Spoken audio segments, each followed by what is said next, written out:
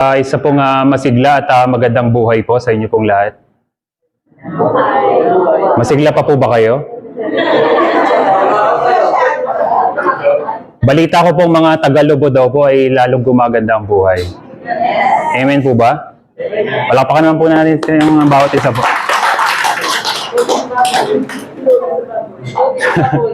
Sige po, pakilala po ako sa inyo po. Ako po si Kelvin Cabuyaw. I'm IT5 profession, but it just so happen, I quit my job. Nagtayo na lang po ako ng sarili kong company.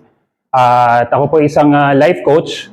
At ang focus ko po is all about health awareness movement. Ang pinaka-topic ko po is health, wealth, relationship, and spirituality. Para po sa kalaman po ng lahat, ako po ay isang pastor. Kinailangan ko lang po magnegosyo sapagkat wala naman po kaming kinikita. Ako po ay isang church planter. This year po ay naka-assign po ako sa Thailand. Tanungin niyo po kung magpapadala po ba ng pera sa akin to start up? Hindi po. Talagang ang sabi lang po sa amin ng head po namin, kung tinawag ka ng Diyos, prove your calling. At iiwanan ko po yung negosyo po dito. Pero habang iniintay ko pa po yung aking pag-alis, December 27 pa naman po yung alis ko. September 2022, nung sinimulan ko po yung aking community, ito na po yung Life with Christ Without Rice.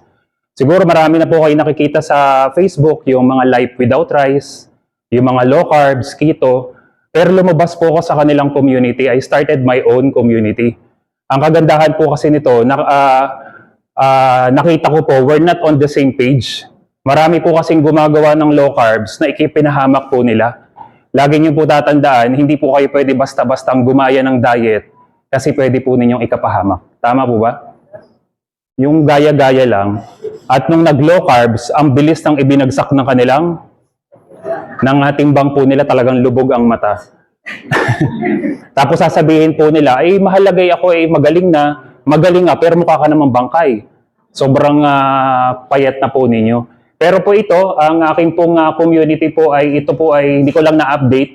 Meron na po ako ngayong almost 3,000 members sa community. Ito po 1,400 pa lang.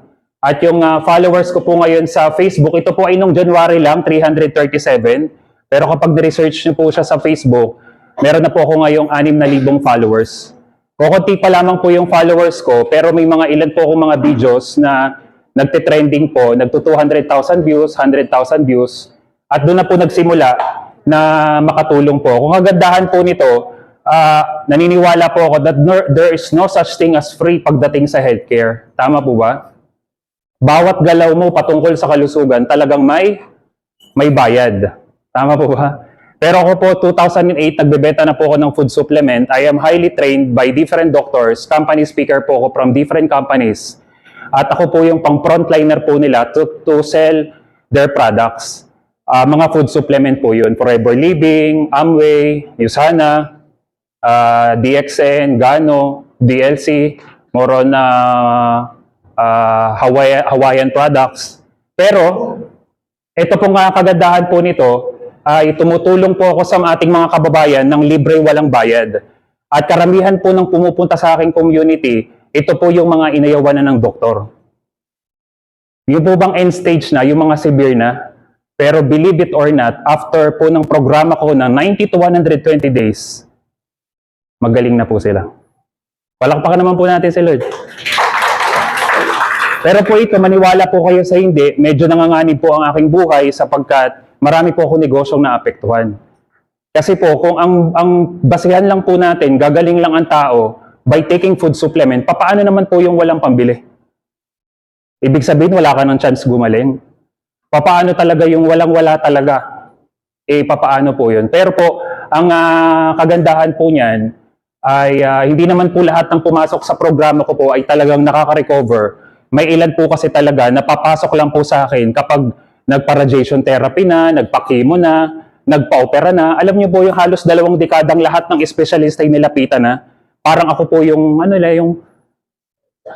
wala lang, parang walang-wala na kasi po eh.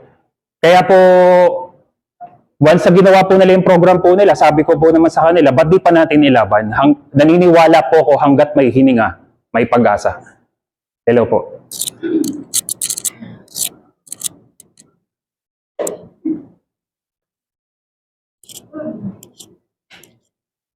Ito po, ang pinaka main objective ko po is to educate the masses.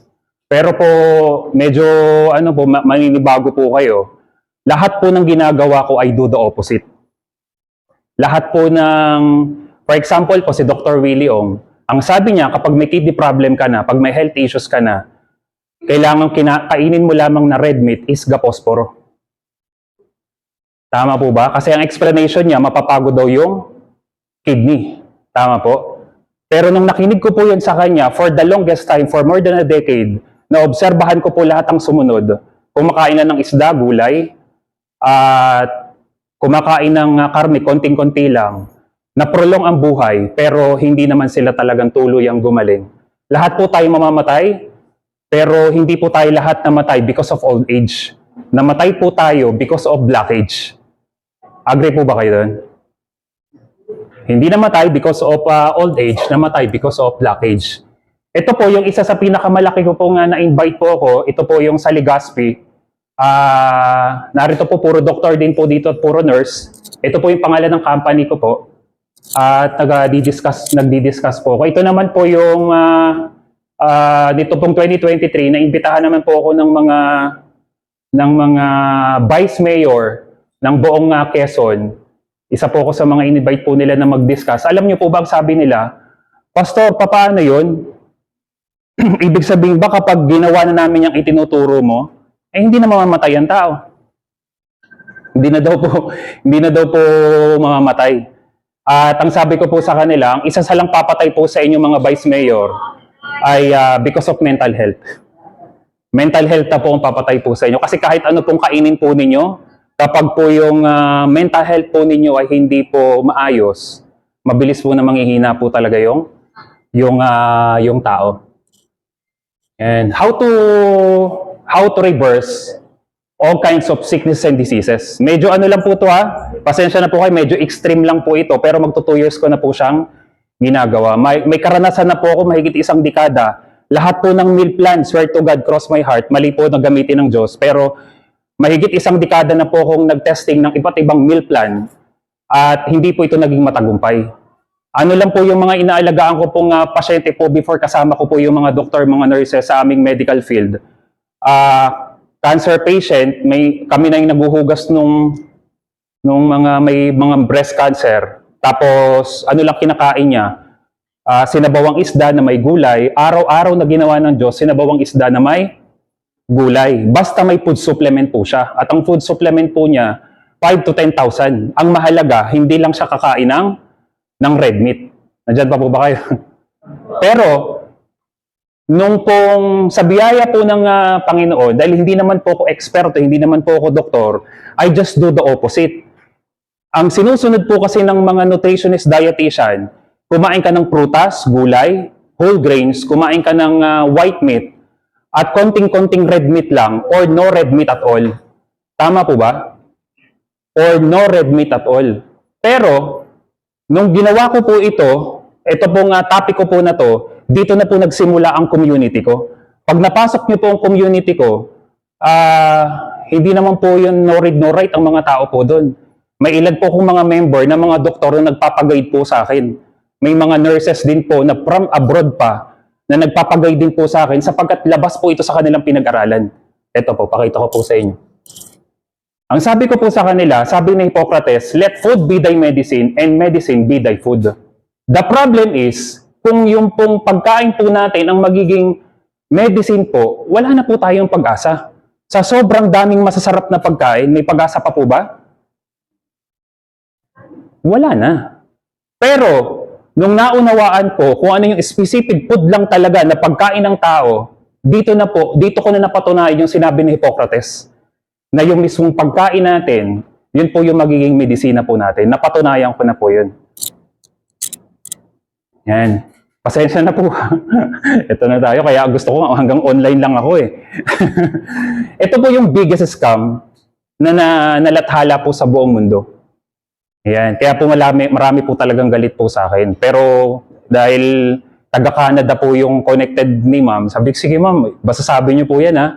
Basta ito naman po, it's really up to you po. At the end of the day, tayo pa rin po yung magde-decide. Biyaya lang po ng Panginoon nakarating po ako dito sa inyong lugar. Naniniwala po tayo that we cannot live without carbohydrates. Tama po, mali? Paano po kung sabihin ko po sa inyo, tumatakbo po ako 10 kilometers per day without carbohydrates? Kung kayo po tumatakbo, pwedeng sabayan niyo po ako, tatakbo po tayo mamaya. Walang tigilan, tas 10 kilometro. Pass, sabi ni Sir, pass. Naniniwala po ba kayo? Tingin nyo, naniniwala po kayo? Wala po. Kasi po sa mundo po ng running, lalo na po sa mga running club, kaya ako po hindi sumasali. May peace of mind pa ako kapag ako lang yung solong tumatakbo. Kasi nakikita ko po yung nakakasabay ko. Pag naka 3 kilometers na, nguya na ng chocolate o inom na ng mga gel, tama, mali. Pero ako po, stable lang. Kung ano yung kinain ko, yun na po yun. Yun na po yung aking fuel. Dito ko po ng patunayan na mabubuhay po pala tayo without carbohydrates. Ako po, ang weight ko po, October 2022 is 96 kilos. Ngayon po ay 79 kilos na ako. Mukha po ba akong mahina? O bagay lang po sa katawan ko? Bagay pa lang po ba? Bagay po ba? Bagay pa? Bagay pa. Pero, ito po, hindi po ako kumakain ito. Hindi po ako kumakain ng gulay. Hindi po ako kumakain ng prutas. At ang ginawa ko po, ito po mismo, ang pinaka-foundation ko na po, karne. More on ruminant animals po ang foundation ko. Kung tatanungin niyo po ako, Pastor, di ba ang karne hindi basta-basta natutunaw? Mamaya papaliwanag ko po sa inyo. Pero ito po yung biggest scam. Sapagkat ilang pamilya na po sa family namin ang sumunod na sa food pyramid po na to, lahat po sila patay. Naubos po ang kahirapan po namin. Lahat po sila talaga patay. Kasi yung aking pong tiyuhin, may liver cirrhosis. Lola ko naman po ay may goiter. Tapos tita ko naman po ay namatay siya because of kidney failure. Talagang matindi po talagang inubos na salapi. Sabi nga ni Dr. William, ikaw ng pinakamayaman sa buong mundo, basta tamaan ka ng sakit, ubos talaga ang pera po ninyo. Yan. Ito po, dito po ako nagsimula. Alam niyo po ba sa buong mundo, meron na po ngayong 4 billion people around the globe suffering from non-alcoholic fatty liver. Nakinig niyo na po ba yung non-alcoholic fatty liver o fatty liver lang ang nakikinig po ninyo? Taas po ang kamay na ngayon lang nakinig ang non-alcoholic fatty liver. Honest to goodness po, honest to goodness. Ayun, ngayon lang nakinig ni ma'am. Ito po yung healthy liver. Ito po yung non-alcoholic fatty liver disease. Ang problema, alam niyo po ba yung pinakamatandang mayor po sa probinsya ng Quezon ay taga-Tayabas po. Pero kami pong mga Tayabasin, nagulat po, bigla na lang nang hina ang mayora po namin, tapos agad-agaran niyang ikinamatay. Pero may personal po siyang nutritionist, dietitian. Ngayon po, at the back of my mind, medyo malikot po yung utak ko. Hindi ako basta-basta, hindi po ako yung tipong tao spoon-feed. Kung ano lang yung ipakain sa akin, yun na, hindi po eh. Kasi paano nangyari, may personal nutritionist na siya, dietitian, pero bakit hindi na ibigay yung pinaka-the best sa pagkain para sa kanya para ma-prolong ang buhay niya? Pero, ang problema, we are not knowledgeable about non-alcoholic fatty liver. Ito yung hindi ka naman umiinom ng alak, pero may fatty liver ka. Agree po ba kayo? At ang mayora po namin, mahilig po siya sa prutas. At ang numero 1 paborito niya, grapes. Hello po. At naniniwala po tayo na kapag lagi tayo nakaprutas, healthy po tayo. Tama po, mali? Agree po ba kayo? Pero paano po yung mayor po namin? Talagang sobrang daming prutas po niya at ang pinaka-araw-araw po niya kinakain ay fruits po talaga. Tapos lagi nakasalad. We do believe na kung mga salad, mga gulay, mga leafy vegetable, it will prolong our life. Tama po ba? Nandiyan pa po ba kayo? Ang problema, dito hindi na natin napapansin. Pero kapag pumunta na sa NASH, non-alcoholic steatohepatitis, dapat mag-ingat na po tayo. Pero dito, wala naman tayong pakailam. Akala mo lang, tumas lang SGPT mo, may fatty liver ka lang, pero binaliwala mo. Pero dito, kapag binaliwala mo pa rin non-alcoholic steatohepatitis, medyo delikado na po ito. Pero karamihan ng tao binabaliwala pa rin. Kaya marami pong kilala, at the age of 32, namatay po siya because of liver cirrhosis. End stage na po yun. At kapag nasa end stage ka na, sabi po ng doktor, that is irreversible. Hindi na po yan mare-reverse. Tama po ba? Hindi na po yan mare-reverse. Pero kapag inilapit niyo po siya sa akin, hanggat may hininga, may pag-asa. Palakpakan naman po natin sila. Ay totoo naman po, iba't di pa natin nilalaban. Ang problema po kasi, wala tayong kaalaman patungkol sa tamang pagkain. Ang akala natin, kumain ka ng prutas at gulay, may saba dyan araw-araw, okay na. Ang hindi mo alam, mas mataas ang sugar ng saba kaysa sa kanin. Pero ikaw, nagkanin ka na, nagsaba ka pa, nag-grapes ka pa, nakuha niyo po ba yung ibig sabihin? Kumain ka pa ng kamote, hindi ka na nga kumain ng kanin, kumain ka naman ng kamote. Ay ang kamote, ay mataas ng asukal. Hindi mo pa nilalagay ng asukal, may asukal na. Pero, kung may mga kilala po kayo narito na sa stage po na to, pwede pa po natin yung ilaban. Kahit wala na po siyang ganito. Bigyan natin ng hanap buhay, tutulungan. Kasi may livelihood po. Kung mamaya ipapakita ko po ito sa inyo. Yan. The real purpose of cholesterol. Sino pong takot sa cholesterol dito? Yan, kita nga po kanina ni na Doc, kumakain po ako. Wala pong kanin. Tapos pagdating, halos hindi ko na napansin si Tita Laris. Talagang higop na ako ng bulalo, yung baka. Yan. Ito po, the real purpose of cholesterol. Alam niyo po ba na meron po tayong 3,000 mg of cholesterol per day made by our body? Magre-reproduce po yung katawan natin ng 3,000 mg cholesterol ngayong araw na ito, bukas magre-reproduce po siya ulit. 75% of cholesterol is in our blood produced by our liver. Kung 75% dumadali sa bloodstream po natin, tingnan po natin yung diet po natin. More on low cholesterol. Pero yung dumadali sa bloodstream natin ay 75% cholesterol. Did you know that 50% of our cells are made up of cholesterol? 50% of our cells. Most of our brain are made up of cholesterol to travel into our nerve cell walls made up of cholesterol. Most of our sex hormones, estrogen, testosterone, made up of cholesterol. Kaya po marami ngayong mga mag-asawahan, bali-baliktad na ang pwesto, hindi talaga magkaanak. Di ba? Hindi na maintindihan eh. Ano ba? Patagilid, paganyan. Wala talaga eh. Meron pa ako nakikinig, lalagyan daw ng unan. Nilagyan ko na ng unan, wala pa rin. Hindi po talaga. Pero, ang problema po sa atin, ang diet po kasi natin ay more on low cholesterol. Kaya nga tayo, bumibili tayo ng mga gatas, low fat eh. More on low fat po tayo. Natatawa naman ako, low fat yung binibili nung nasa unahan ko sa counter, pero ang taba-taba. Pero low fat naman yung kanyang binibili. Ako na puro karne, tapos yung puro bulalo, puro butter, eh hindi naman po ako tumataba.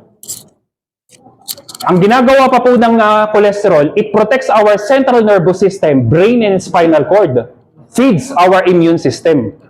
Alam niyo po ba kapag mali po yung pagkain na kinakain po ninyo, napaka-imposible pong mapid po ang immune system po natin. Mag-a-activate lamang po yung immune system natin kapag tama po yung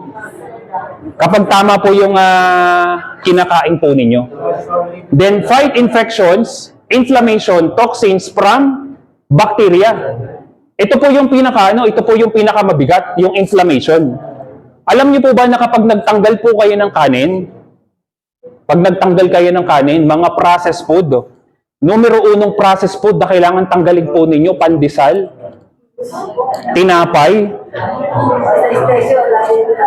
Pasensya na po, baka may mga negosyo po kayong di ba?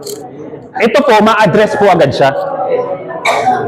Once na nagkaroon po tayo ng elimination diet, mamaya po, bibigyan ko po kayo ng meal plan. It's really up to you kung susundin po ninyo. Pero, ang una po agad ma-address ay inflammation.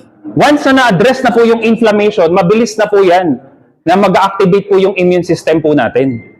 Pero kailangan ma-eliminate nyo po siya. Pag hindi nyo po na-eliminate yung pagkain na hindi talaga pwede sa atin, hindi na po kayo gagaling. Ang bubuhay na lang po sa inyo gamot. Parang ganito, diabetes, high blood. Pag naresetahan ka na ng gamot, lifetime na hindi, lifetime na. At hindi po yan pwede sapagkat kapag abnormal na ang pagtaas ng blood pressure mo, hindi po pwedeng mag-decide ka na magtanggal ng maintenance mo. Tama po ba? Sapagkat, ang sabi ni Dr. Willie Ong, may possibilities na masirang organs mo kasi merong tamang nagsisirculate na dugo lang dapat. Pero kapag mataas masyado, magkakaroon ka ng problema. Kailangan stable lang siya. Tama po ba? Ngayon po, ano pa? It helps to make and absorb the nutrients, the food that we eat, vitamin A, D, E, K2. It allows to penetrate electrolytes, nutrients in and out and to protect it. Si cholesterol po mismo yung nagdadala po noon para mas makapasok po siya ng mas mabilis sa brain po natin, sa cells po natin because 50% of our cells are made up of cholesterol. Ang problema, alam niyo po ba kahit ano pong inumin yung pong food supplement o gamot, pag hindi po kayo nagkaroon ng proper diet, meron pong tinatawag na anong tawag po nito? Yung receptor. Sino po dito yung familiar about receptor? Siyempre si Doc lang po yung familiar po sa receptor. Sa iba po, sa iba. Familiar po ba kayo about receptor? Yung receptor po, siya po yung nagsisignal kung i-absorb na yung nutrients o hindi. Ang problema, paano kapag sobrang taas ng sugar mo? Magsisignal po ba si receptor to absorb it o hindi? Hindi. Ang problema niyan, nasa bloodstream na po natin in a long period of time yung sobrang taas ng sugar na meron po tayo. Kaya nga meron tayong tinatawag na insulin resistance. Nangingitim po ito. Yung mga nangingitim itong nangingitim na po itong batok because of insulin resistance po yan. Masama po ang effect na laging nagpapump ang ating insulin. Masama po yun. Masama po yun. Hindi po. Ang problema po yan, once na nag-spike po ang insulin po natin, yung sugar level po ng katawan natin, babagsak. Kakakain mo pa lamang, after 2 to 3 hours, gutom ka na uli. Kakain ka na uli. At huwag mong patatagalin kasi nanlalamig na pinagpapawisan na. Lalo na yung sa tanghali, medyo nagtitipid na sa hospital, pagdating mo lang sinaing, mababatuan kita. Diba? Nanlalamig ka na, pawisan-pawisan na. Tama, mali. Diba? Pero bakit po ako? OMAD po ako, minsan OMAD, TMAD, 2 meals a day or OMAD, 1 meal a day. Pero tumatakbo pa po ako, pero hindi ako nanlalamig. Nandyan pa po ba kayo? Yes. Sapagkat hindi nag-spike ang insulin ko. Ang energy level po ng katawan ko stable. Kapag basta ituturo mo lang, medyo maninibago ka. Pero ako po mismo, living testimony. At marami na pong gumaling sa loob ng aking community. Pag po kayo pumasok sa community ko, may mga live po ako doon. Minsan naiiyak na lang po ako habang nagla-live. Tanungin niyo po ako bakit? Bigla pong may nagko-comment, Pastor, okay na po ako. Mahigit 1 dekadang may sakit, ngayon po okay na ako. Palakpakan naman po natin si Lord. Hindi ko po sila kilala, wala pong bayad po yun. Nagugulat na lang po ako, alam niyo po ba? Bigla na lang may pumapasok sa account ko. May nagpadala galing Korea, galing LA. Hindi naman po ako nang lilimos online, pero may automatic na nagbibigay. Pwede niyo naman po akong bigyan mamaya. Joke lang. Yan. Vitamin D is linked to cholesterol because we need cholesterol in our skin cells that make vitamin D from sunlight. Tingnan niyo po yan ha. Napakaganda po ng vitamina na maibibigay ng araw, sikat ng araw, kung kayo po ay rich in cholesterol ang kinakain. Vitamin D is linked to cholesterol because we need cholesterol in our skin cells to make vitamin D from sunlight. Napakalaking tulong po niya. Vitamin D is important for maintaining healthy bones. Pakinggan niyo po ha. Basahin niyo po ito. Healthy bones. Pag-usapan po natin ng healthy bones. Pansinin po ninyo, bakit po ang matatanda, napakalaki ng percentage ng ikinamamatay po nila, basag ang tailbone, basag ang hips. Hello po, nandyan pa po ba kayo? Ano po ang kinakain po nilang madalas? Red meat o isda gulay, isda gulay? Isda gulay, isda gulay. kukurot ng kapirasong karne, pero balik uli sa isda-gulay, isda-gulay.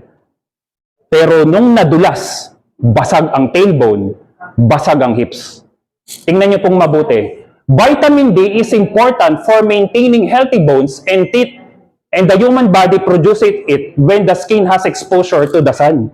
Kahit sumikat ka pa ng maghubad ka pa, magpasikat ka pa sa araw, kung kulang sa sustansya ang kinakain mo, wala din po yan.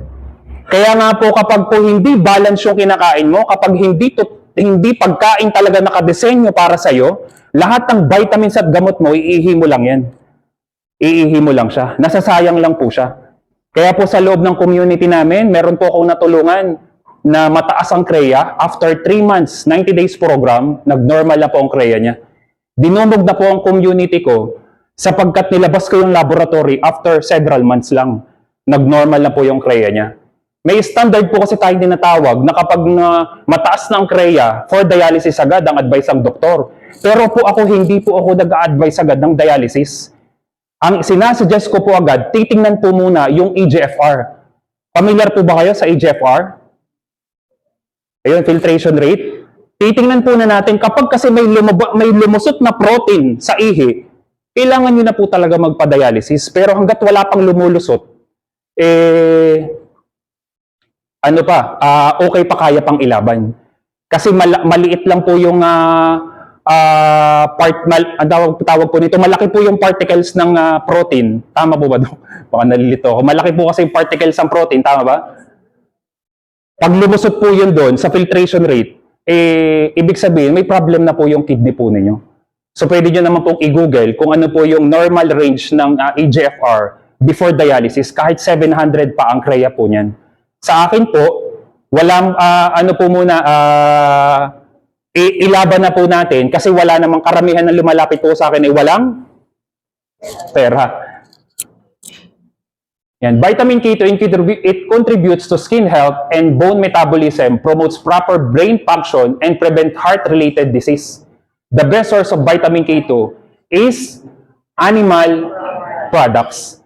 Kaya po yung may mga skincare, ang ginagamit na po nila, yung pinakuluan na taba ng baka, yung pinaka-talo, yung sebo, yun po yung nilalagay po sa balat. Yan po yung nilalagay. Yan. Vitamin E contains chemicals called tocotrienols that may lower your cholesterol levels. It may help low the buildup of plaque in your arteries that caused by high cholesterol levels. Alam niyo po, kahit gaano po kataas ang cholesterol po ninyo, ito po kasi yan based po sa aking pong nalalaman po there is no such thing good and bad cholesterol.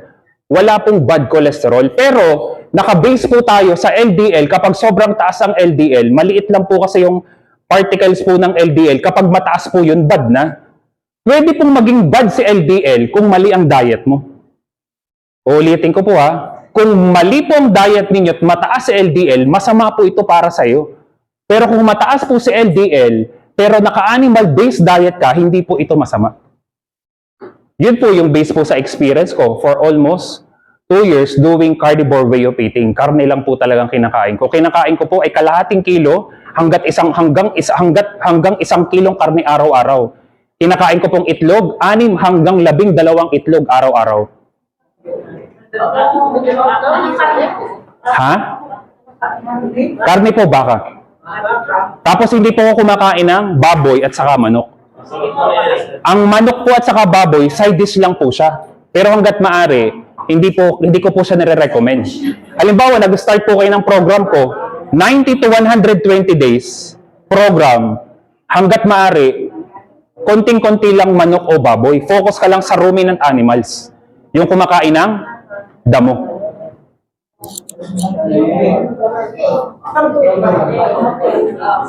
Yan. Vitamin D consumption may protect against cardiovascular disease by its effects on serum HDL cholesterol levels, obese but metabolically healthy individuals. Ito pong mga vitamins po na to, yan po ay makukuha nyo lamang po yan kapag more na high cholesterol diet po ang ginagawa po ninyo. Pero kapag low cholesterol po yung diet po ninyo, hindi nyo po ito basta-basta makukuha. Yan. Bakit po kapag po baka itlog, kinikilabutan po tayo? Nung sinabi ko po kanina ng 500 to 1 kilo, parang medyo umalarma na kayo. 6 to 12 eggs, parang medyo napapatayo na sa upuan. Pero bakit pag ito, masaya po tayo? Bakit kapag ito, kagulo talaga? Basta libre. Hindi po ba? Dito, no question about it. Tama po ba? Wala nang tanong-tanong, sagpang na. Pero bakit kapag ang pagkain na wala namang halong chemical, medyo hesitant tayo.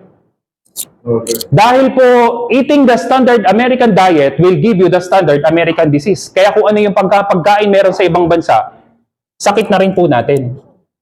Yan. Ito po yung gusto ko pong maipaliwanag po sa inyo, that every species has own specific food. Ang panda, ang kinakain lang po nila bamboo. Pakainin mo ng pipino, ang palaya, malalason po sila, mamamatay po sila. Ang kambing, kabayo, kalabaw, may specific lang na damo na pwede silang makain. Ang manok, itali niyo po sa damuhan, may matuka lang siyang damo na hindi pwede sa kanya, mamamatay yung manok. Tama po ba? Lahat po ng nilikha ng Diyos ay may specific food lang po talaga na dapat kainin. Kapag lumabas ka sa specific food na pagkain mo, magkakasakit ka. Utay-utay ka, you are slowly being killed. Mamamatay po tayo.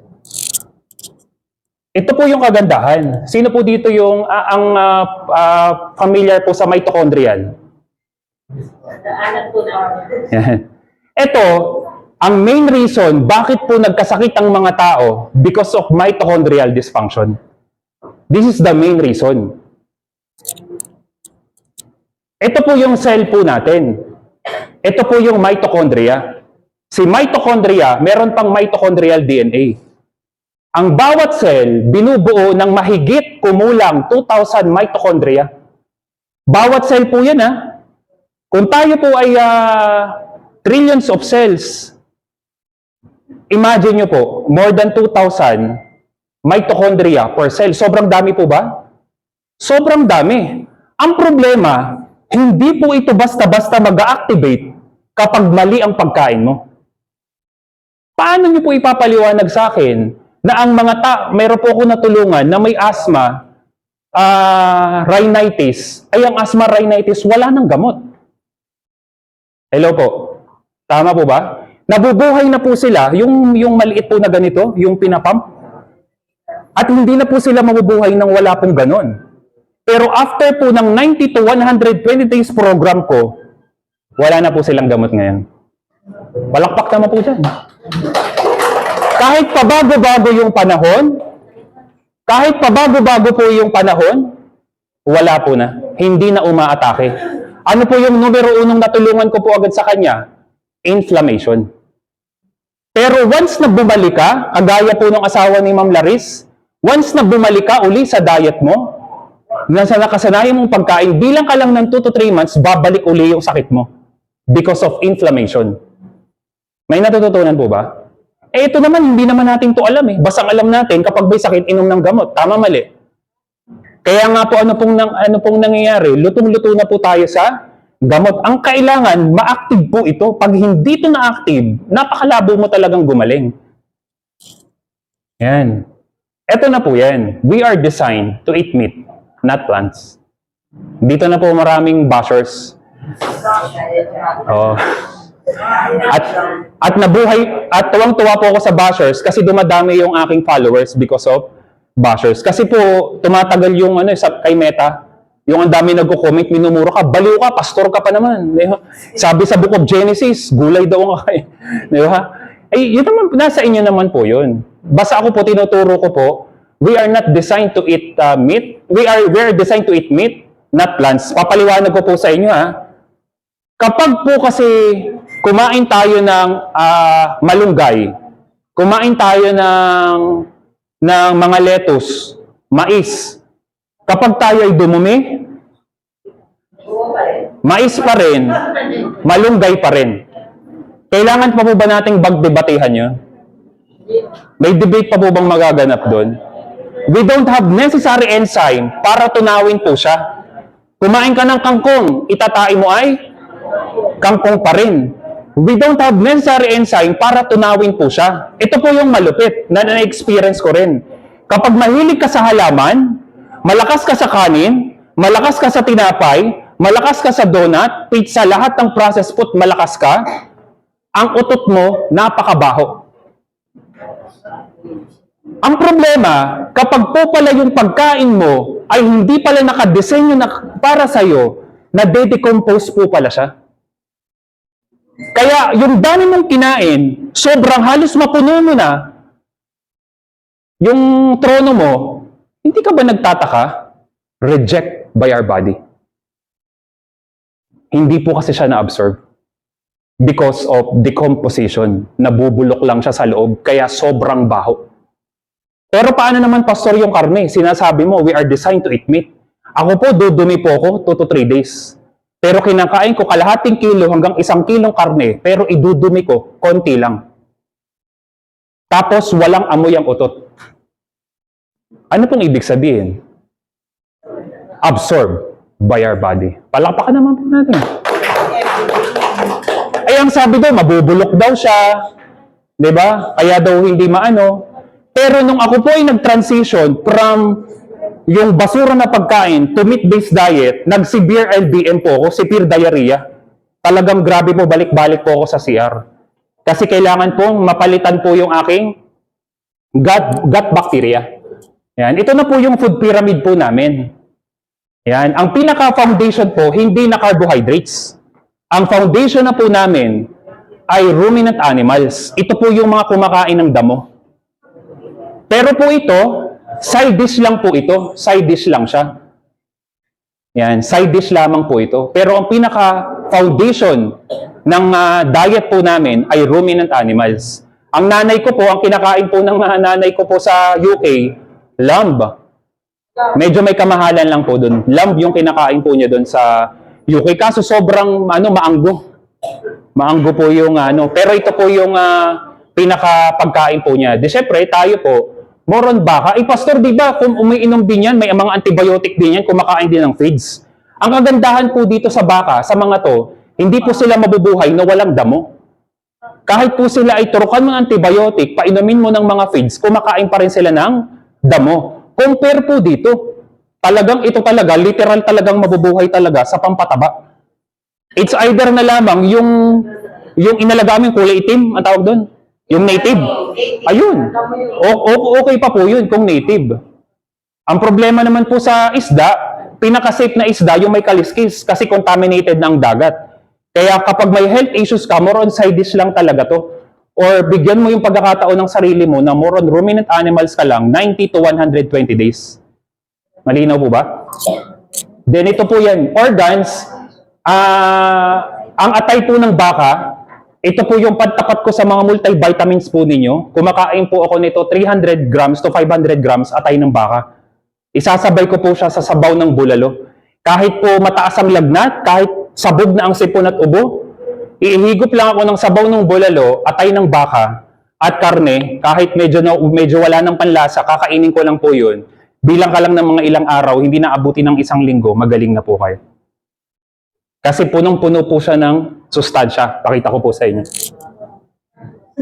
Ang 100 grams na cook na beef, tingnan niyo po ito 100 grams lang pong usapan po dito Ito po yung serving cook na beef, yung luto na. Ito po yung mga nutrients na meron po siya. Ay, Pastor, paano yung potassium? Na kailangan, di ba dapat kumain na saging rich in potassium? Meron po siyang 300 mg na potassium. Yung nutrients na kailangan po ninyo, sabi ng mga nutritionist dietitian, more on protein lamang pagdating sa karne. Pero we are not knowledgeable na ganito pala kadami yung nutrients na meron siya. Kaya pala, ang bilis ng recovery, yung iba 1 month lang, nakaka-recover na po agad. 2 dekadang nag-i-insulin, sa akin po 1 month pa lang, normal na yung kanilang blood sugar. Hello po, nandiyan po ba kayo? Dahil naitama ko lang po yung pagkain po nila. Wala na pong, hindi na nag-i-spike ang kanilang insulin. Then ito po yung liver, beef liver, ito po yung mga nutrients na meron po siya. Pero hindi po pwedeng sobrang dami. Kaya po ang program ko po, 300 to 500 grams lang per week. Pero yung beef na laman, 500 grams hanggang 1 kilo araw-araw. Pero araw-araw yung laman. Pero po itong liver, medyo masustansya po kasi ito masyado. 300 to 500 grams per week. Ito po yung pag-consume po niyan. Yan, yung itlog. Ito naman po, yung nutrients na meron po siya. Yung itlog. Sobrang dami po niyang nutrients. Eh, pastor, paano naman yung mga puting itlog? Di ba dapat ay mga organic lang? Eh, kaysa ma-stress pa po tayo sa kakahanap ng organic egg, kahit ano pong itlog meron sa market, yan na po yun. Pwede na po yan. Pero kung may organic egg, eh di mas maganda. Mas maganda. Yan. Ito po naman yung mga nutrients po niya. Kaya umuubos po. Kapag may sakit ka, kapag may sakit po kayo, 6 to 12 eggs per day. 6 to 12 eggs per day. Minimum po ninyo, minimum. Yung luto po, o kaya po yung boiled egg. Yan po yun.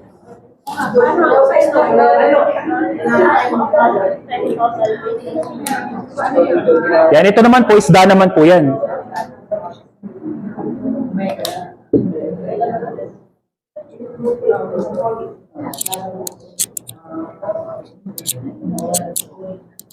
Yan, ito naman po, ang ginagamit naman po naming asin ay Himalayan salt. Ang Himalayan salt po, meron po siyang active na minerals na 84. Yan, yan po yung mga makukuha po ninyo pag nag-take po kayo ng Himalayan salt. Sino po nang gamitan ng Himalayan salt dito? Wala po. Ayun, si ma'am.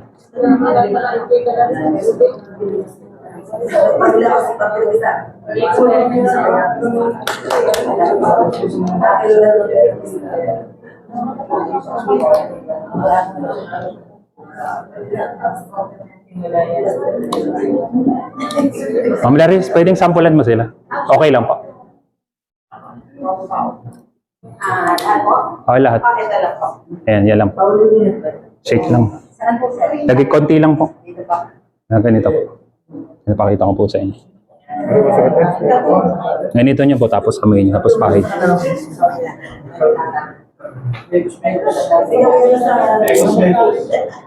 Yan. Ito po, kita nyo po ba dyan? Yan, malapit na po tayo matapos. Ito po yung sa cave na nakatunayan po that we are carnivore. Kasi nung unang panahon po, there's no such thing as agriculture. Wala naman pong agriculture nung una. Alam niyo po ba yung mga kinakain natin na gulay, prutas? Hybrid na po yung mga yan. Wala po talagang literal na ganong klase ng halaman. Lahat po yan ay puro mga hybrid na po siya. Pero nung panahon po, talagang ang tao po talaga, ang main source po talaga nila ay more on na karne po talaga. Kasi ang totoo po niyan, sinubukan ko po na i-incorporate ang gulay at saka po karne. Yung pong may mga uric acid, yung may mga gout, sumasakit po talaga. Bawa red meat at saka po gulay. Pag pinagsama ko po siya, umaantak po yung gout ng pasyente. So dapat wala talaga maulay or any kind? Ayun na. Tapos sabi ko, Lord, i-delete ko na tong community ko sapagkat parang hindi makakatulong. May nabasa po kong forum ng mga doktor na wag daw pong isasama si gulay sa karne sapagkat mataas ang anti-nutrients ng halaman. Ulitin ko po mataas po ang anti-nutrients ng halaman, hindi mo siya pwedeng ilahok sa karne. Ano pong ibig sabihin ng anti-nutrients? Pipigilan po nitong halaman na ma-absorb lahat ng nutrients na meron dito sa karne, ito yung mangingibabaw. Nandiyan pa po ba kayo? Yan. Pipigilan po niya. Kaya ano pong nangyari? Sinubukan ko pong tanggalin. Sinubukan ko pong tanggalin si halaman. Ang bilis na po ng recovery po nung tao. Kaya meron po sa mga nasa low carbs community, after several months, after years, bumabalik uli yung sakit nila. Sapagkat ang high fiber na halaman is a form of carbohydrates, hindi po yun natutunaw. Idudumi nyo lang po siya. Kaya bumabalik po siya.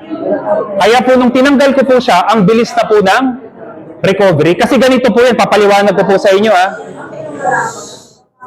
Opo, malapit na po ako matapos. Ganito po yan lahat po ng nilikha ng Diyos, meron po siyang tinatawag na defense mechanism. Ano po yung ibig sabihin ng defense mechanism? Panlaban po yun. Dalawang klase po yung defense mechanism. Una, tatakbo ka to protect yourself. Pangalawa, lalaban ka. Haharapin mo. Ang tao, kapag naargabyado, in case of ano siya, if we were in danger, lalaban talaga tayo. Tama po ba? Paano pong halaman?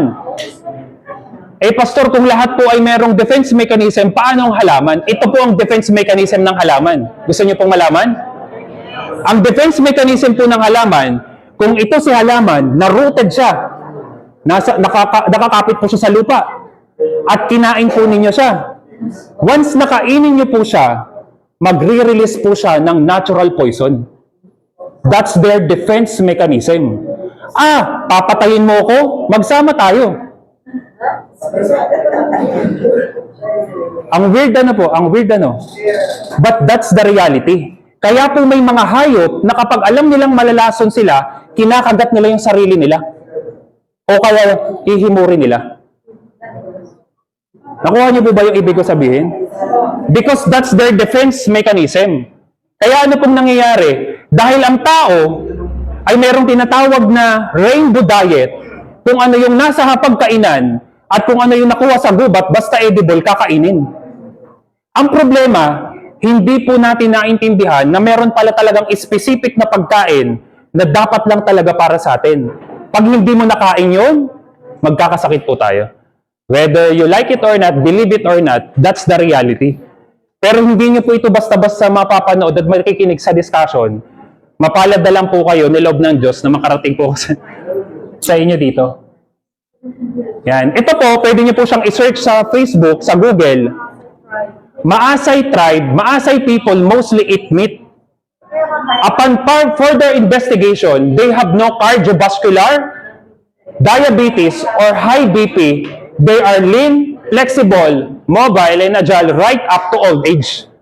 At alam niyo po ba, na-preserve po ito ng bansang Kenya. Pakinggan niyo pong mabuti Na-preserve po ito ng bansang Kenya, ito pong Maasai tribe. At alam niyo po ba yung amazing po dito? Yung mga namatay po sa kanila ng mga matatanda na more 100 years old, humingi po sila ng permiso to autopsy. Alam niyo po ba kung ano po ang nakita doon sa arteries po nila? Clear po ang artery po nila. Namatay po sila because of old age. Pero ang lagi pong kinakain po nila ay karne. Umiinom po sila ng karne, umiinom ng gatas, at umiinom ng dugo. Yung dugo po na yun, galing po yun sa baka, hindi dugo ng tao. Galing po sa hayop. Kasi po, yung pong dugo po ng baka, maalat po yun. Maalat. Hindi na nila kailangan ng asin. Doon pa lang sa dugo, maalat-alat na po yun. Pero tayo, ang nire-recommend ko po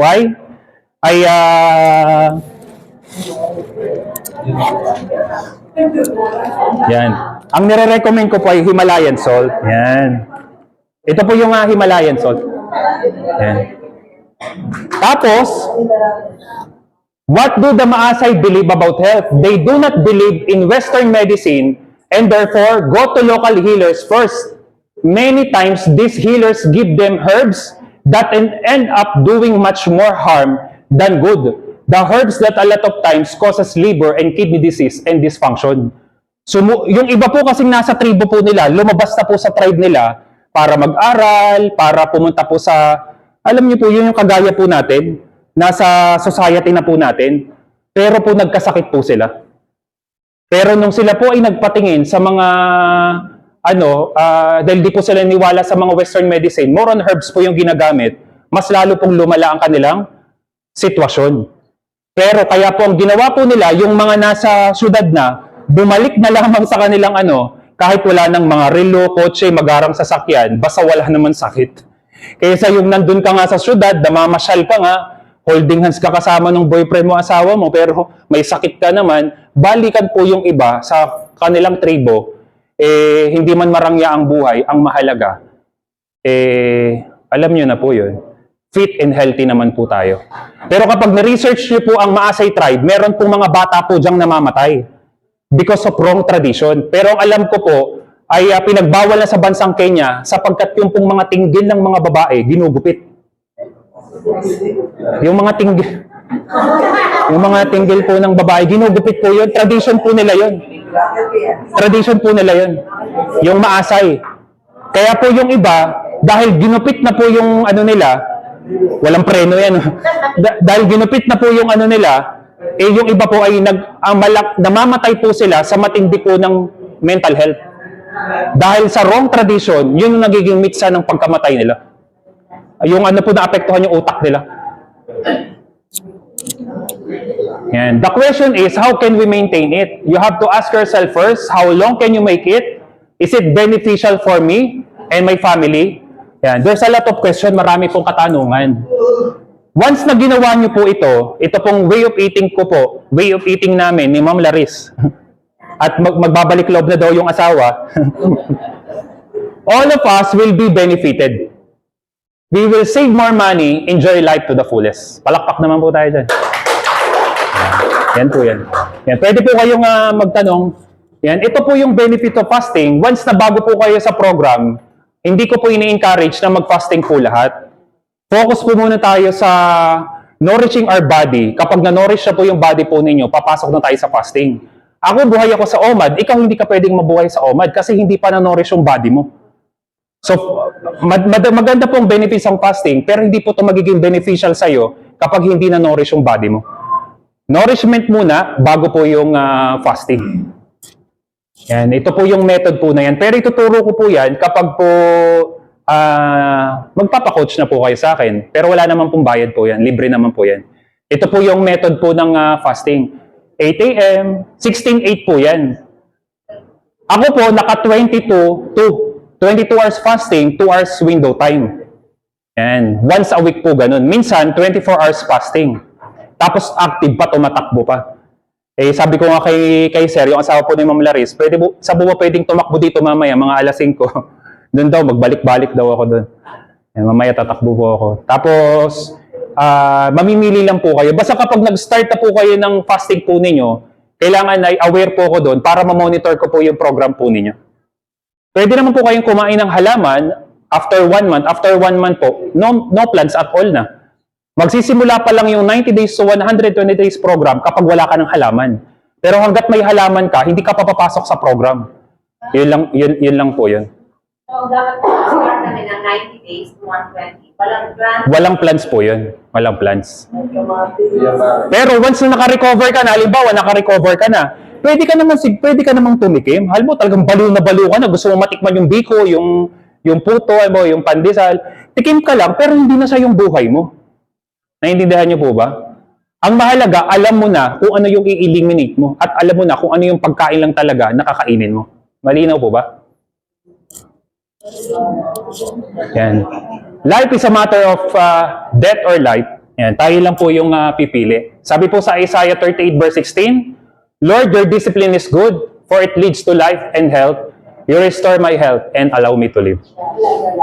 Yan. May question po kayo? Yan. Ito po yung ito po yung mga branded na meron sa market.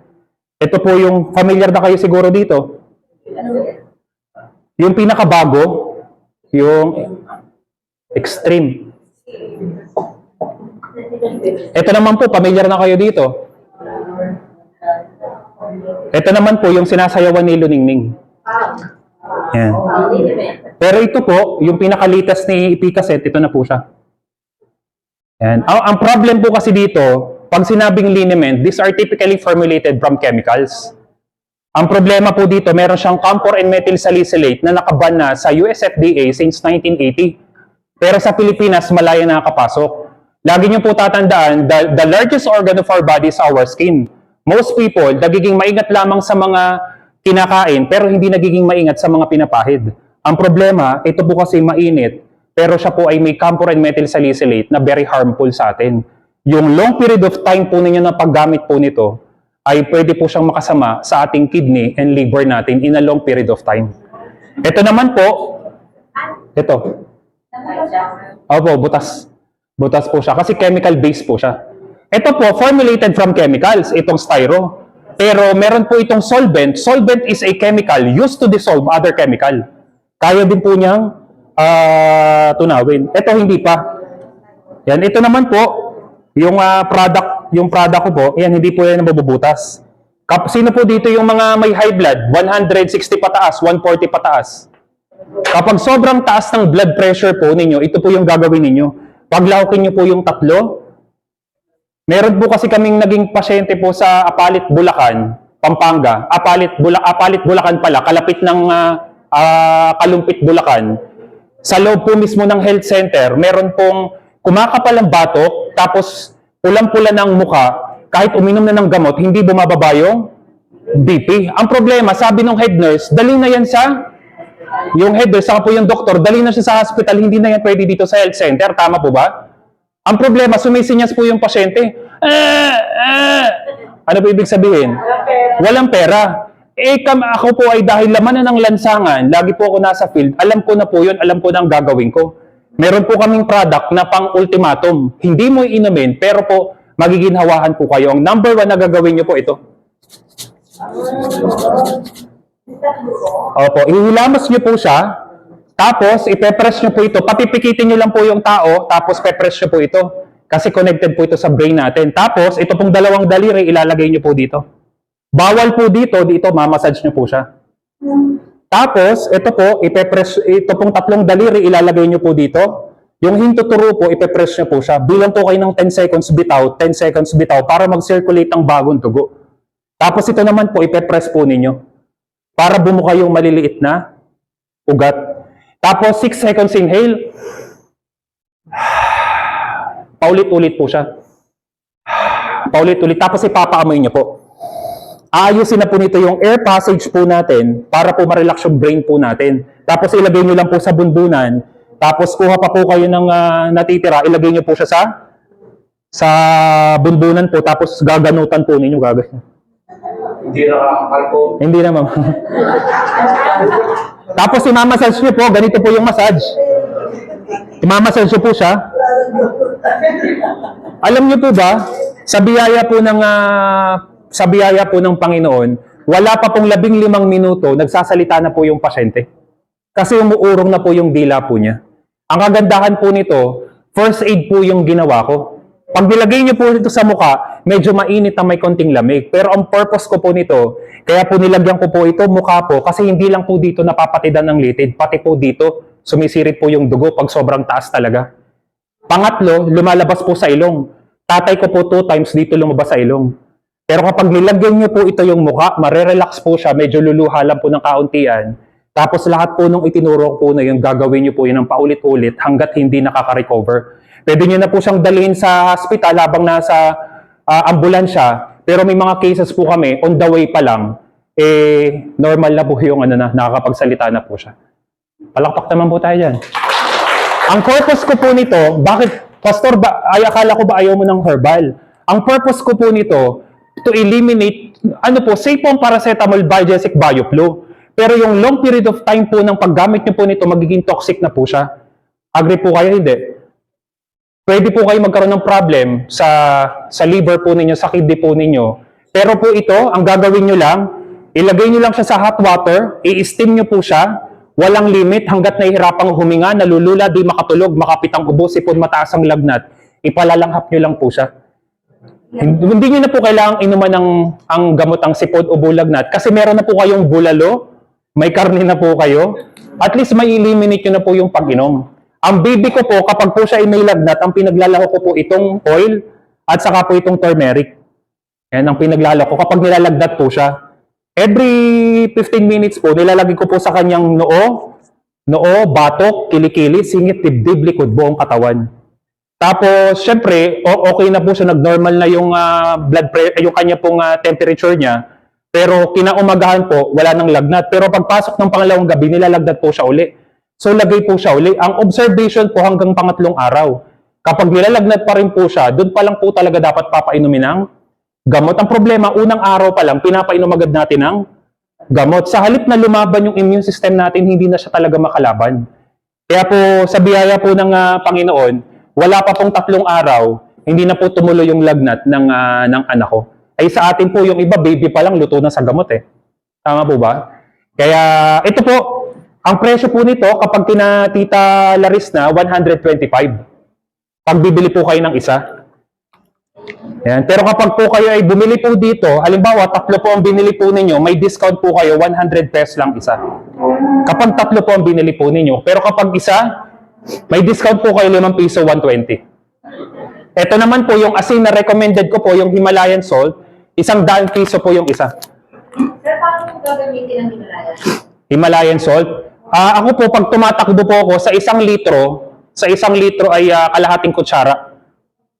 Meron po mga saying na kapag tumando, bigay ng salt, Based po kasi sa pag-aaral, hindi po talaga nire-recommend ang too much salt. Tama po ba?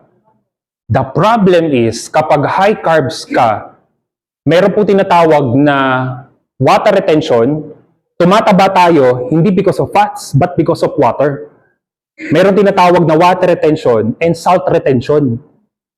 Hindi po mailalabas yung salt sa katawan mo kapag too much carbs ka.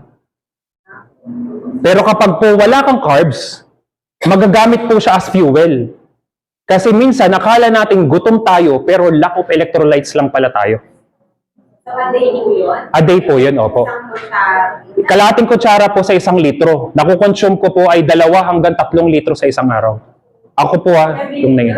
Meron lang Opo. Tapos sa pagluluto po ninyo, tapos sa umaga, instead na Nescafe o kape, yung mga coffee lover, ay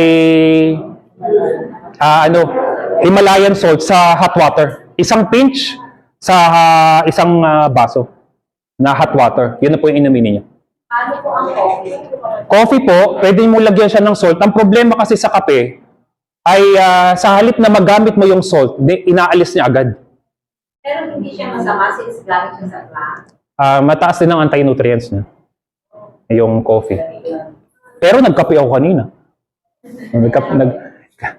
Pero di ba nagkape po? Nagkape po ako kanina. Pero konti lang. Pero wala po siyang sugar. Pero hanggat maaari po, kung gusto niyo po talaga ng coffee, lagyan niyo lang siya ng asin. Coffee with salt. Chocolate with salt. May question po kayo? Yung mga unang araw po, Baka si doktora may tanong. Baka may tanong po kayo, doktor. sir, yung mga unang, Wag lang po yung medical term kasi medyo mahina po ako sa ganun. More on lang po ako. sir, excuse me. Yung mga unang araw po, pag nagka-carnivore, ano po yung unang malaman? Ayan, maganda pong tanong po niya. Ako po, dahil wala naman pong nag-coach po sa akin, based on observation at panalangin lang talaga, kung mamatay ako, di ako lang. Alam niyo ba? Kasi madali lang naman po maging content creator eh. Kumuha ka lang ng camera, i-record mo yung pagmumukha mo, tinitingnan ko yung sarili ko, mukha namang katawa-tawa eh. Pero wala namang edit, wala namang kung ano ng mga background. Basta sinabi ko lamang kung ano yung nais kong sabihin, pwede ka na maging content creator eh. Pero ang pinakamabigat po sa akin ay yung may community. Sapagkat buhay na po ng tao yung nakasalalay po sa akin. Pero ang naging experience ko po, pumasok po ako sa tinatawag na dumping period. Alam niyo po ba yun? Yung dumping period. Pwede po kayong mamantal, pwede po kayong lagnatin, pwede po kayong magkaroon ng severe diarrhea, yung talagang explosive talaga, at pwedeng tumigas ang poops po ninyo. Sa mga unang araw po ninyo. Ako po, naka-experience po ako habang dumudumi, binubuka ko na. Alam niyo po yung talagang binubuka ko na, tapos pumapatak yung dugo. Ay, wala naman ako mapagtanungan, healthy to healthy. Pero pambira to, dugo na yung lumalabas. Hanggang sa kulang pala ako sa fats. Na-discover ko na, isipin niyo, hirap po nun, na ako pa po yun, hindi pa ako nagtuturo nun. Na-discover ko na yung beef broth. Yun, na-discover ko na hindi na po ako nagpapawala po nun. Mawalan man ako mga 2 to 3 days, kailangan bumalik uli ako doon. Kasi siya yung magsisilbing antibiotic ko. Kasi wala na akong food supplement eh. Runner pa ako. Tumatakbo pa po ako. Tapos, ang pinakamabigat lang po talaga dyan, ay may time po na hindi kayo makakatulog. May time lang talaga. May time na kahit anong pikit mo, gising ka. Kasi nag-a-adjust po yung katawan po ninyo. Sa simula pa lang naman po yun, sa simula. Pero once na nakalampas na kayo dun sa dumping period, welcome to the club. Yeah, welcome to the club. Medyo mahirap po. Medyo mahirap po talaga. Lalo na kung mga kaibigan mo, masarap kumain. Nako. Lahat po kami masarap. Lahat po kayo masarap kumain? Oh. Ang tanong, ano po ba yung sakit na pwedeng matulungan ng carnivore? Lahat po. It can reverse all kinds of sicknesses and diseases. It can reverse. Sir, share ko lang po, before po ako mag-start, kasi nga may friend ako sa Canada, na-refer ako sa isang clinic doon, kay Dr. Martin Clinic. So, nung una, nag-hesitate akong sundin kasi ang sabi niya, kulang ako sa cholesterol. Pero doon po, ang simula ng procedure na to, test mo kung meron kang inflammation, ang daming test na pinagawa sa akin. So, sobrang mahal. So, nagpunta lang ako sa high physician. Parang ang binayaran ko po ay 14,000 plus kung na yung ginawa sa Sangria. So, nakita ko na positive ako sa cancer cell. Ang taas ng CRP ko. So, nag-talk ako dito sa husband ko. Sabi ko, seryoso na to. Kailangan ako yung magsimula na. Hindi ko alam, ng buko. Ito ako may cancer. Ano nangyari yun? So, sabi ni Doc, lahat ng tao may cancer, hindi lang natin alam. Kasi may mga cancer cell tayo hindi na-active, hindi natin alam. So, kailangan mong ayusin. So, ang ginawa ko po, sumunod ako sa program, pero nag-start muna ako. Then, after 5 months, nakiusap ako kay Ma'am Ramsey. Kasi para mag-test ulit ako, for 31,000 po yun. Nagpa-test ako kay Dr. Ang pwede magpa-test din ako sa sinipati. And after 5 months po, doing carnivore, nag-negative ako sa cancer cell. Yung CRP ko, na medyo alarming, sabi ko, saan ako may inflammation? Wala naman akong sakit. Ano yung ba't nag-positive ako doon? Nag-negative po talaga ako after 5 months. Tapos ang husband ko, kung natatandaan nyo, last October, na-confine dito ang sugar niya ay 15. Sabi ko, sumunod ka sa carnivore, dahil sa hindi na yung friend ko, maganda talaga to. Every night, dahil nakikinig ako kay Martin Clinic sa Canada, meron kasi siyang lecture every night. Sabi na rin, alay ko na lang, sa pero after 2 days po, na naka-confine dito, may tulong si Dr. De Leon na insulin. Hindi ko sinunod. Hindi ko sinunod yung mga pinagagawa ni Doc. And in 2 days, na 4.2 ang sugar niya from 50. Wow. So simula nun, nag-carnivore na kami ng 5 months. Ang problem po, nung makita ko negative na yung result ko, nagsimula kami mag-gala. Kaya sabi ko, kumusta na yung wellness program natin? Pwede ko mag-normal ulit ako, pero sobrang sarap kong kumain. Ang hirap kong mag-prepare, sir. Pastor, ang hirap kong mag-prepare. Siya ang nahihirapan kasi siya nag-prepare. Dahil yung mga anak ko, ayaw mo ng puro karne baka. Pero malaking tulong talaga. Yung mga ganitong i-clear yung skin, yung mga backpads. Pwede ko po kasi kayo, ma'am, Ma'am Laris, pwede niyo po kasing gawin, pwede niyo po sendin yung diskarte ko. Bibili na ako ng mga 5 kilo na baka, lulutuin ko na po siya. 5 kilo, lulutuin ko na po siya. Mga ilang butter po yun, mga 3 Angkor butter yun. Angkor butter. Okay. Angkor butter, 3 hanggang 4, sasama-sama, lulutuin ko na po siya sa malaking ganun. Tapos, ihahati-hatiin ko na po siya. Lalagyan ko ng butter, hindi lang. Yung pong yung ground beef. Ground beef. Opo, greenailing.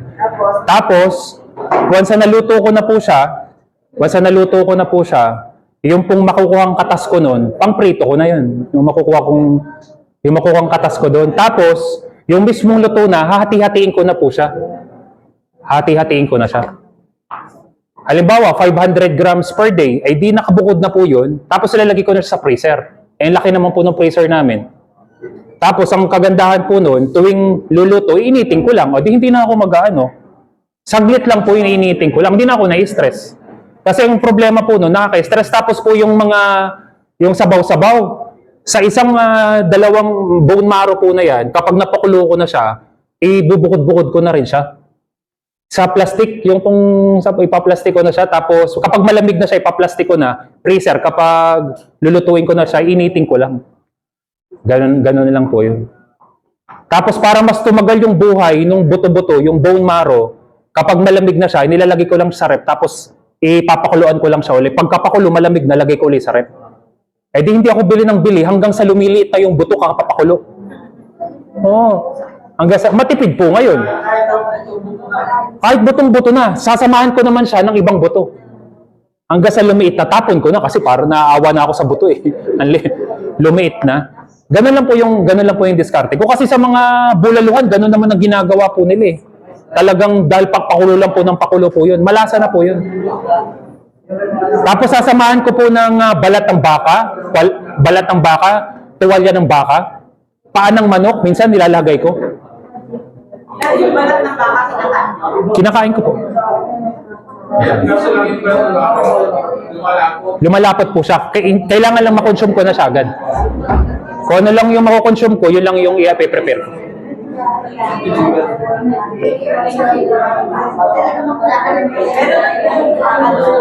Bago po ako magsimula, tested ko kayo sa akin na masakit ang pero nung nag-reform ko ako, nag-5-6 ang cholesterol ko, naman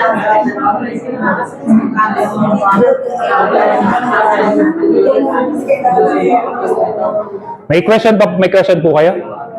Ano po ang mga health issues po sa family po ninyo? Ha?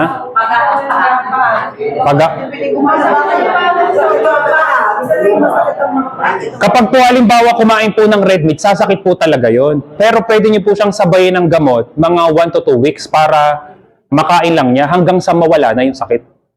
Kasi nag-a-adjust po yung katawan po. Kasi may carbo pa. Oo, mag-a-adjust po yun.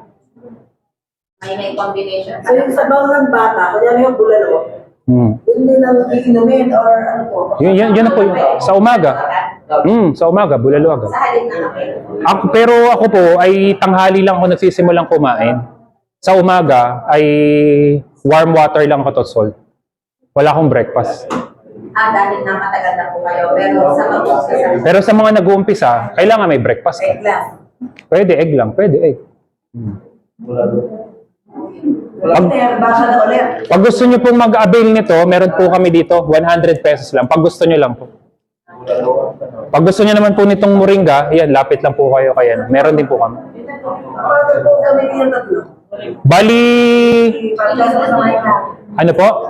Kapag po may sipon o bulag na trangkaso, patak 2 to 3 drops lang po nito sa hot water, then i-steam nyo po siya. Kapag ipapahid nyo naman po, pwedeng ito yung i-mix mo, pwede naman ito. Kasi ito po ay turmeric, ito naman yung moringa. Ito mild lang, ito mas mainit. Akala ko haplos-haplos lang. Oh, pwede naman po, pwede haplas. Pwede rin pong mouthwash, feminine wash. Lagay mo lang sa warm water, imumog mo, mouthwash. Tapos pwede rin pag malamig na, pwede mo namang ihugas. Feminine wash. Pero ang problem ng asawa ko nung problema kasi siya nag-prepare. Bakit daw nung natigas ang baboy, pataba ang baka? Matigas yung... Alin po? Diniling po. Ano po siya, wag po masyadong lutong-luto. Lutong-luto po masyado siguro po yung gawa po ninyo. Titigas po talaga yun. Yung ano lang, yung maka-brown lang siya. Minsan kasi napapasarap na yung ano eh. Napapatagal na. Pero kahit po yun yung matigas, tunaw po yun. Tunaw po yun. Turmeric naman po ito. Masakit aray. Paano? Isang gamit po yan. Ganun din po siya. Isang gamit. Sa mga sipon, ubo, lagnat, trangkaso, singaw, sakit sa ngipin. Sakit sa ngipin. Oh. Ano po? Sir, Pwede din po. Pagkayong pa, Pwede naman po Pero mas maganda, palitan mo na yung pagkain mo. Ganun din. Ganun mo, tapos mo yung pahid. ano sabi niya sa ground beef, ano yung ilang lalo Ano po? dito, masakit. Pwede po. Meron po kayo Sa first month, pwede. mainit talaga sa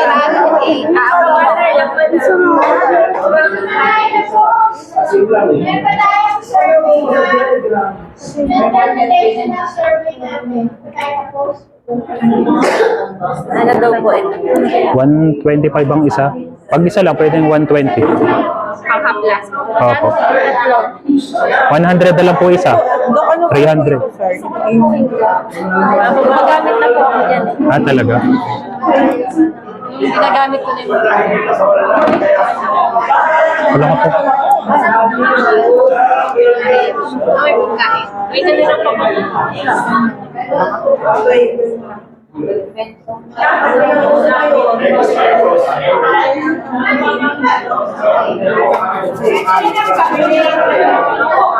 rin kape. Kambing pwede po. Ano po kape? Ito.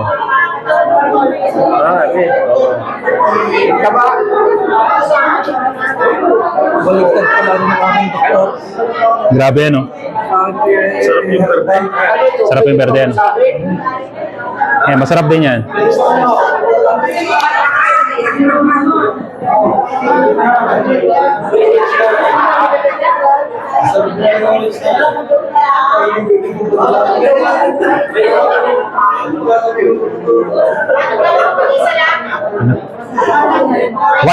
Pag isa lang po, 120. Pag tatlo, 100 isa.